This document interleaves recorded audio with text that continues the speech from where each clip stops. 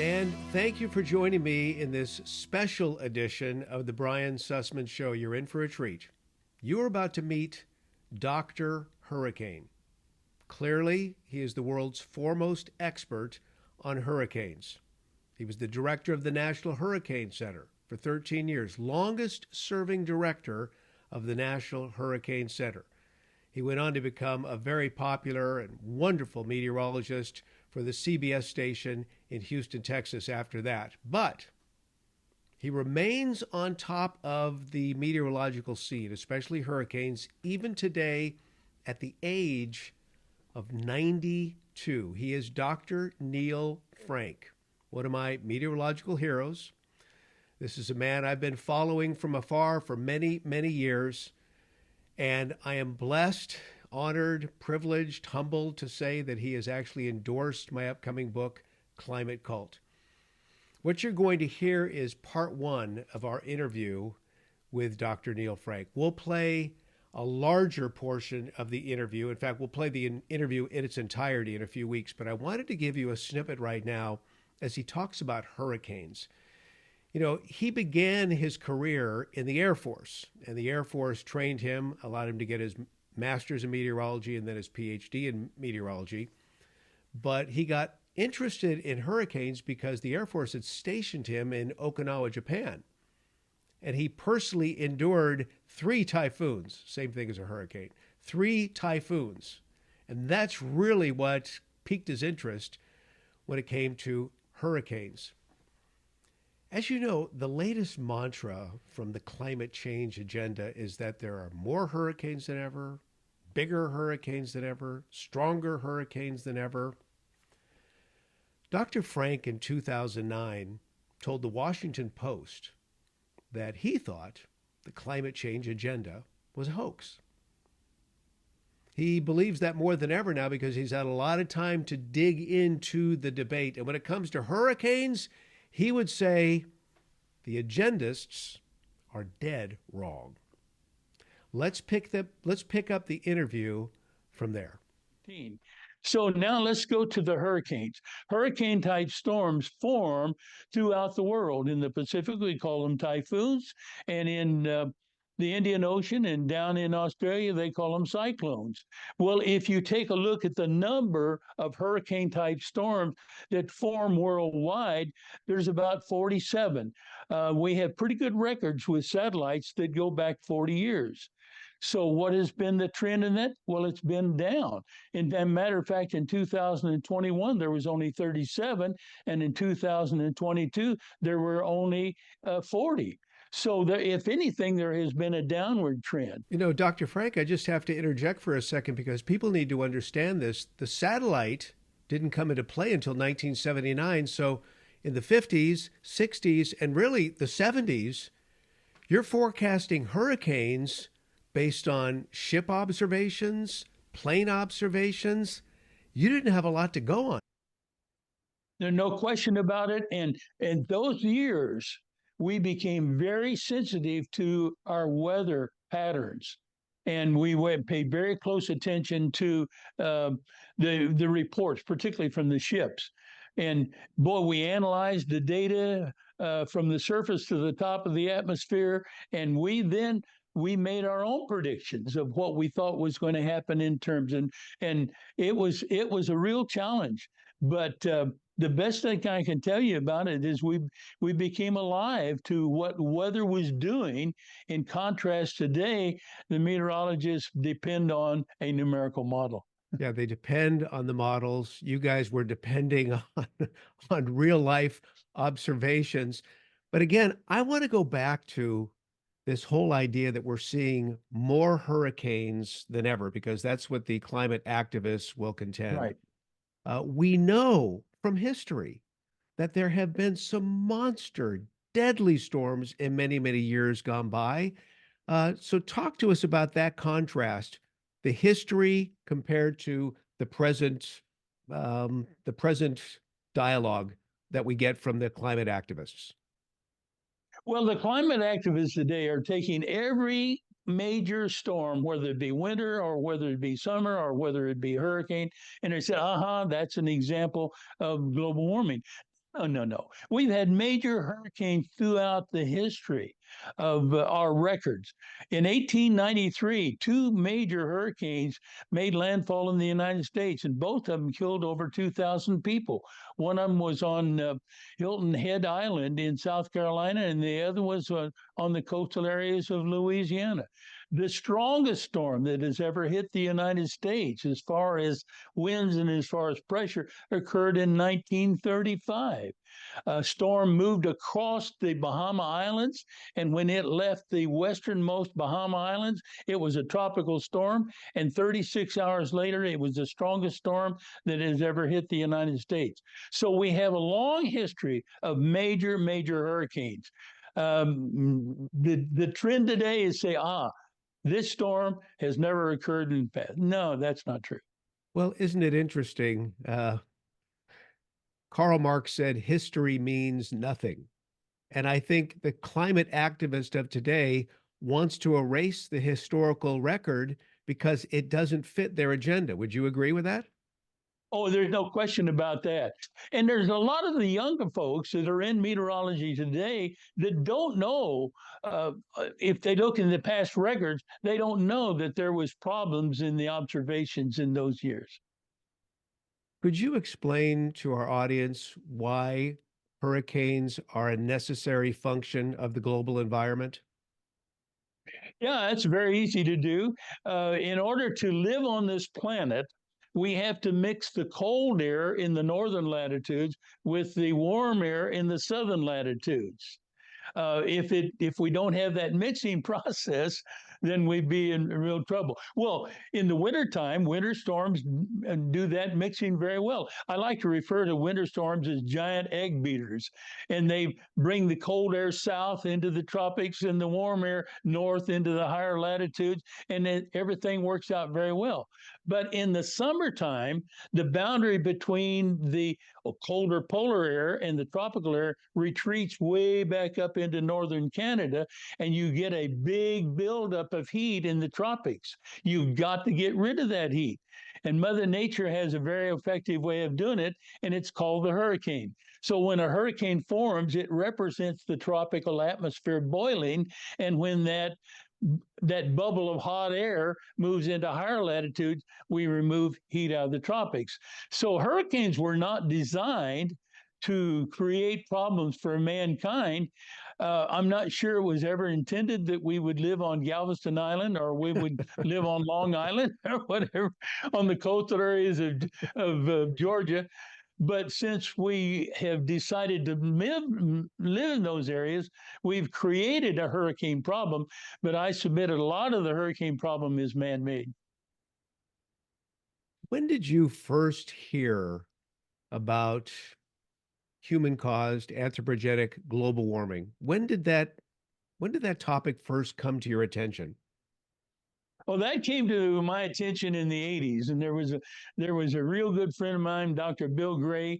He was the meteorologist that started making predictions of the hurricane numbers in the coming hurricane season. So he became quite famous for that.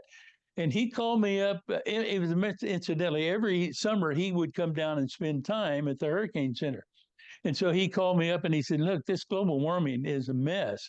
I don't believe that it's happening." And I'm a meteorologist that specialized in tropical meteorology. I had knowledge of these people. For example, man, I had knowledge that the people were making alarmist statements about global warming, and I just trusted them. I figured that was their specialty. Okay, I would believe it. But Bill insisted, and he sent me a book, Patrick Michael's book, Sound and Fury. I think it's one of the first books that challenged global warming. And he said, "You need to read this before I come down this summer." And so I did. And that's when I began to challenge global warming. And so I've been watching the data very, very carefully for the last 25 or 30 years. And the data just doesn't support the alarmist statements that are being made. Dr. Gray was a real character. I used to have him on my radio program in San Francisco on a regular basis, and I met him at a couple of conferences. And he was He was a real live wire, that's for sure. But all that said, Dr. Frank, he was extremely passionate about this global warming slash climate change debate. No question about it. And it turns out that he was right on, in spite of the fact that the meteorological community in general accepted the alarmist statements. Well, okay, so let's take that to the present. I know from a past conversation with you, you were telling me that you're of a mindset that there are a lot of people working in atmospheric science today. They're working at universities, they're working at think tanks, et cetera, who they're just staying out of the fray. They've never researched it. They just want to do what they do That's on a right. daily basis and keep that paycheck coming in. They don't want to be bothered. There is that That's right. segment within the scientific community, correct? Oh, there's no question about that. And the people that I worked with at the Hurricane Center, not one of them had gone back and done an analysis, a decent analysis, even reading some of the books that have been written. And there's been all kinds of incredible books that have been written by skeptics. I have in my personal file your book, as well as some 30 others that all were written by a very talented meteorologist and questioning the whole alarmist philosophy. And these people are just not spending time doing that. And so they just are like, well, I was in the 80s. I accepted that these other experts, they knew what they were doing. I just accepted it. But I'll tell you another important factor is that if you then begin to voice your opinion and question alarmists, you jeopardize your career. Well, okay, that's where I wanted to go with this questioning because a lot of scientists realize the funding is going to end if they become a contrarian to the global warming narrative, the climate change narrative, correct? Absolutely no question about that. Dr. Bill Gray was a classic example of that. He was being supported by NOAA with a lot of contracts for the work that he was doing in tropical meteorology. But the first time that he mentioned and challenged the alarmist position, all of his funding dried up. Oh, I remember this well. In 2011, he wrote a paper, a scathing report to the American Meteorological Society for their support of the global warming theory. And this was during the Obama years. The Obama administration literally cut him off. Isn't that amazing? And here he was, he's at Colorado State University. He is the guy that everyone would turn to get the hurricane forecast each year. So he was providing a public service to humanity and they cut him off? And they cut him off, no question about it. Now, what happened is then they transferred that responsibility to some meteorologists within NOAA where they could control what they said about global warming. So I don't challenge their predictions of the hurricane activity in the coming season, but boy, they are towing the line about the alarments. Did you experience that as well? Because you, after 13 years as director of the National Hurricane Center, then you went into television, working for the CBS station in Houston. I remember that very well. And you would Right. be on the CBS Evening News with Dan Rather whenever there was a big hurricane. Um, but when you, or did you, during your time on the air, did you ever speak out on global warming or climate change? And if so, what was the response you received from your colleagues? Well, within the environment of the TV station itself, they all knew that that I challenged. Challenged the global warming concept. As a matter of fact, anytime we had a story on global warming, I would go back and check it. And I would, if I saw they were doing something that wasn't really true, then I challenged that. And I remember one of the meteorologists there, or one of the forecast, no. One of the reporters came to me one time and said, Neil, I just don't agree with what you're telling me. And I said, well, what is your background in meteorology? He said, well, I took a basic course in meteorology when I got my degree in broadcasting. And I said, so you're challenging somebody that has a PhD in meteorology with your one course? And so the attitude within the environment of the TV station was they supported the activist position, but I was able to challenge them. And nobody, while I was on the air, ever challenged me and said, you cannot go on the air and challenge global warming. Could you tell us the story about Dr. Joanne Simpson? She, of course, first woman to have a PhD in meteorology. You worked with her. You worked with her husband at the National Hurricane Center. But I recall that the scientific community was shocked when she finally came out saying that she was skeptical of this theory of global warming. Yes. Well, they went to Washington, D.C., and she was one of the premier meteorologists in NASA at that time. And she was very careful about any statements about global warming. But when she retired, she said, I'm now free to make the statement that I want to make, and I want you to know I'm a skeptic. Talk to us about CO2.